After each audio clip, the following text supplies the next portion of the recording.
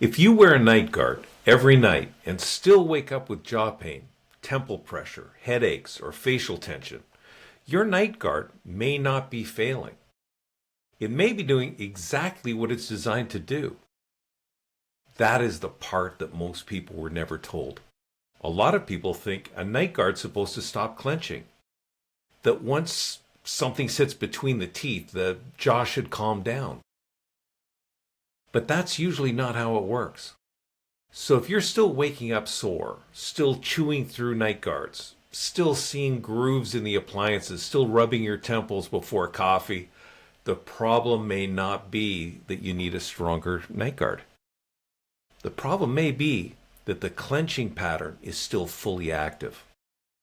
And once you understand that, the whole conversation changes. Welcome to the Clenching Chronicle Podcast. I'm Randy Clare. This show is about jaw clenching, teeth grinding, headaches, facial pain, nervous system patterns, and the hidden ways that stress and overload show up in the body. Now today, we're talking about one of the most common and most frustrating experiences in bruxism. You do what you were told to do, you get the night guard, you wear it consistently, you try to be compliant, and you expect relief. But then morning comes. Your jaw still feels worked over. Your face feels tired. Your temples feel loaded. And maybe your neck is tight too. Maybe you're already touching your face before your feet even hit the floor. And for some people, the cycle gets even more discouraging. They don't just wear the guard. They destroy it. They flatten it, crack it, chew grooves into it. Then they replace it, and then they do it all again a year later. Every new appliance comes with a fresh wave of hope. Maybe this one will finally fix it. And then the soreness comes back. The wear shows up again, and the same question returns. Why is this still happening? That's what this episode's about. Not why night guards are bad. Not why you should throw them away, but why so many people expect them to do a job they were never primarily designed to do. Because once you understand the difference between protection and pattern change, the problem starts to make more sense. And when the problem makes more sense, you can finally build a smarter plan. Here's the myth. A night guard stops clenching. And that's the belief that traps people. The truth is much more precise. A night guard is usually designed to protect your teeth from the damage that clenching and grinding can cause. It's not usually designed to reliably shut off the jaw muscle activity behind the behavior. That distinction is central to the source behind this episode, and it's the distinction most people never hear clearly enough. That difference matters, because if you think the appliance is supposed to stop the behavior, then every sore morning feels like a failure. You think, why am I still tight? Why do I still have temple pressure? Why do I still wake up with headaches? Why do I keep chewing through these things? But if the appliance was built mainly to reduce tooth damage, not retrain the nervous system, then the confusion starts to clear. The night guard may be doing its job. It may just not be doing the job you hoped it was doing. That's an important emotional shift, because many people start blaming themselves. Maybe I'm clenching too hard. Maybe my case is worse than everyone else's. Maybe nothing works for me. But sometimes the real issue is simpler than that. You were handed a protective tool. You were hoping for a pattern-changing tool. Those are not the same thing. This is the mechanism piece, and it matters. A lot of people assume clenching is mainly a tooth contact problem. They think if the teeth are separated by a night guard, the clenching should stop. But bruxism's not just a contact problem. It's a muscle activity problem. It's a nervous system output problem, and it's a pattern problem. Your jaw muscles can still contract forcefully with the night guard in place. So yeah, the contact surface changes, but the muscular effort may still be there. That's why your night guard can look like it went through a war, while your body still feels awful. That night guard may be taking the full brunt of the force. Your muscles may still be taking the load, and that helps explain why someone can wear a night guard faithfully and still wake up with jaw soreness, cheek tightness, temple pressure, facial fatigue, neck tension, morning headaches. The surface is protected. The pattern is still running. That is the sentence. And once you understand that, you stop using the wrong scoreboard. Instead of looking at whether your teeth are shielded, you begin asking, are my muscles still overloaded? Is my jaw still bracing? Am I still waking up like I've been working all night? Those are different questions. Better questions. So let's talk about the emotional side of this. You get a night guard. You wear it. It wears down. You replace it. Then the next one wears down too. You notice the grooves. You feel the roughness with your tongue. You hold it in your hand and think, how is this even possible? There's a special kind of frustration in faithfully wearing something that's supposed to help, only to wake up still sore and then watch the appliance slowly get destroyed anyway. For a lot of people, that cycle becomes a story. I guess this is just my jaw. I guess I just clench harder than other people. I guess I'll always need another one. But here's the reframe. If you keep wearing through the night guards, that may not mean the appliance is useless. It may mean the force is still substantial. The visible damage on the night guard may be evidence that the appliance is absorbing pressure. What it does not necessarily prove is that the clenching is stopped. That point comes through clearly in the source article, and it's one of the most important takeaways for listeners who keep replacing appliances without symptom relief. So the better question becomes, what is the guard protecting me from? And sometimes the answer is from a jaw pattern that's still very active. That's why replacement can feel so discouraging. The visible problem gets temporarily managed. The deeper pattern remains. So now, let's move into some lived experience, because this is where a lot of listeners are going to recognize themselves. For many people, clenching does not feel random. It feels connected to pressure. You answer an email and your teeth come together. You drive in silence and realize that your jaw is locking up. You're deep in concentration and your temples start to ache. You're trying to get through a difficult conversation and your molars quietly meet again. That's not imaginary, and it's not trivial.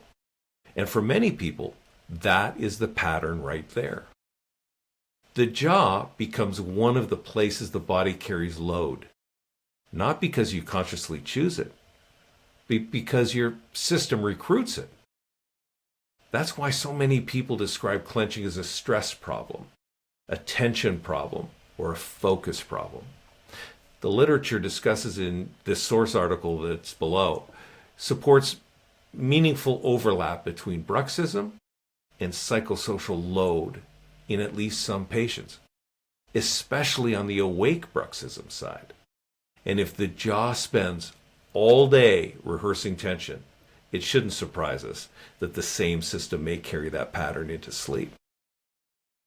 This is where awareness becomes foundational.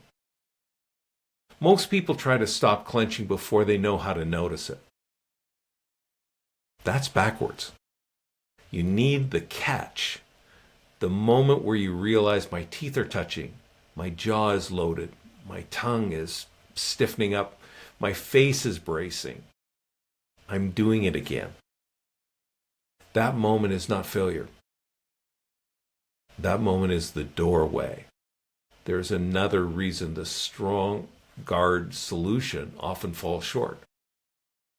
Sometimes the bigger issue is not just tooth protection. Sometimes it's sleep. Sometimes it's arousal. Sometimes it's airway.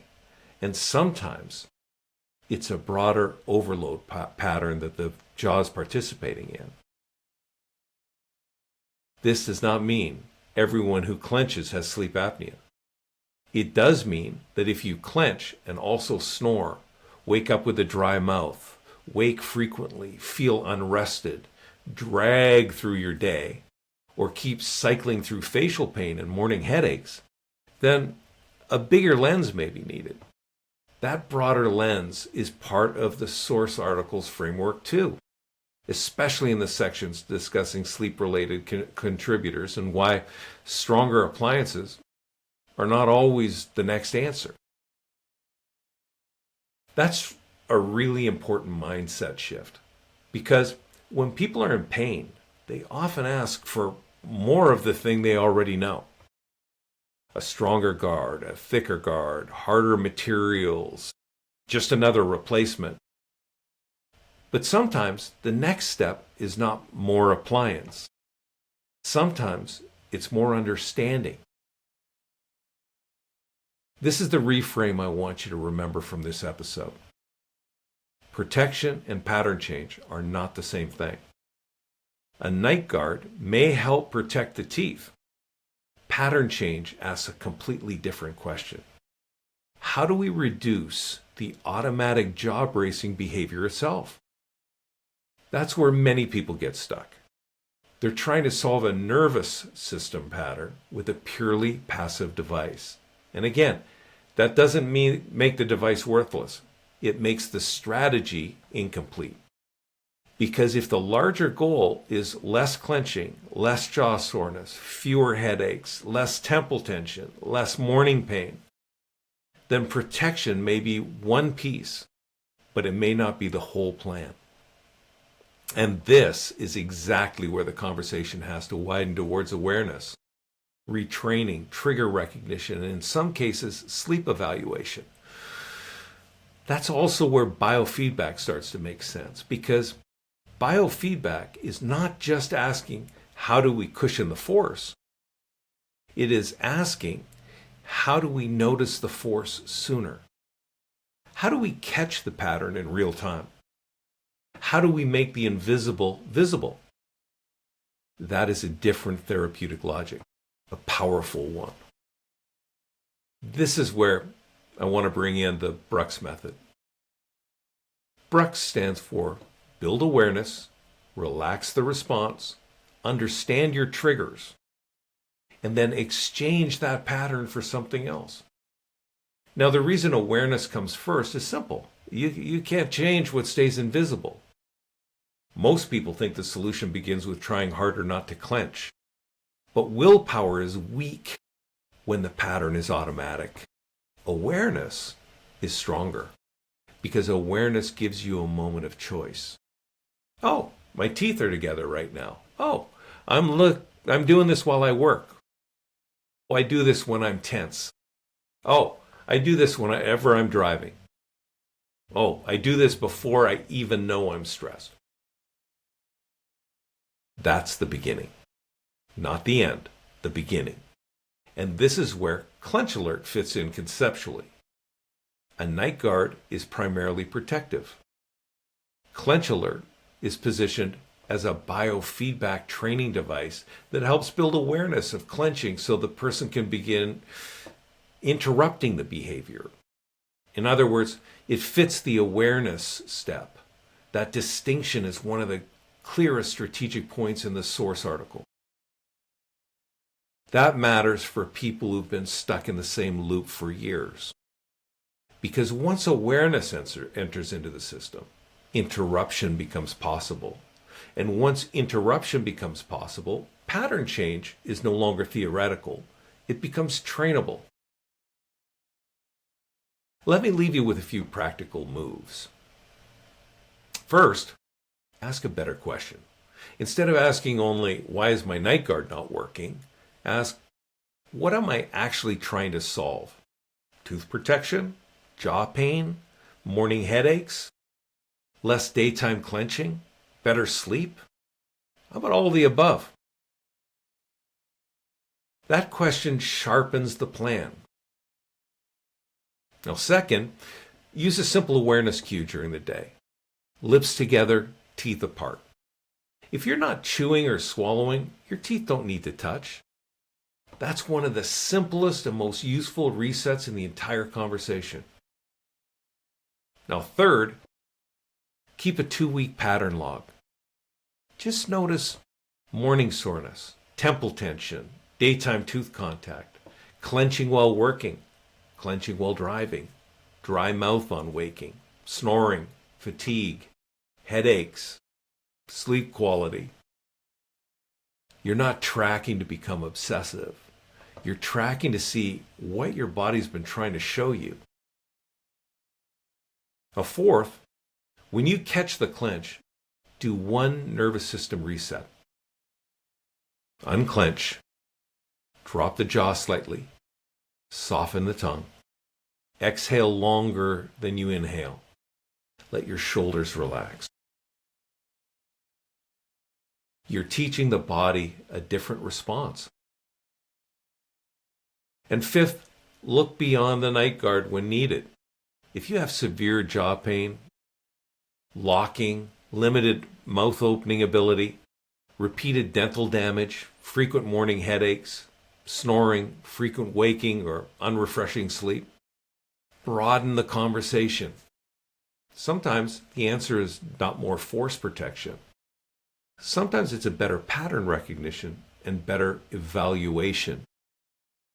So if you keep chewing through NightGuards and still waking up sore, here's what I want you to take with you.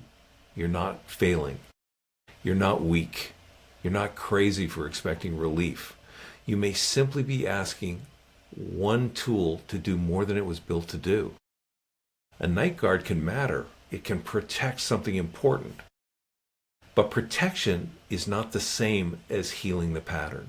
And for many people, real progress begins when they stop asking only how to defend the teeth and start asking why the jaw keeps getting recruited in the first place. And that's a different conversation. A deeper one, a more honest one, and usually a more useful one. The goal is not to fight your jaw harder. The goal is to understand why your system keeps asking it to brace. That's where awareness starts. That's where retraining starts. And for many people, that's where relief finally becomes possible. If this episode helped you see your NightGuard and your symptoms in a new way, subscribe to the Clenching Chronicle Podcast. And share this with someone who keeps waking up sore and still doesn't understand why. And remember, your NightGuard may protect your teeth, but it may not change the pattern.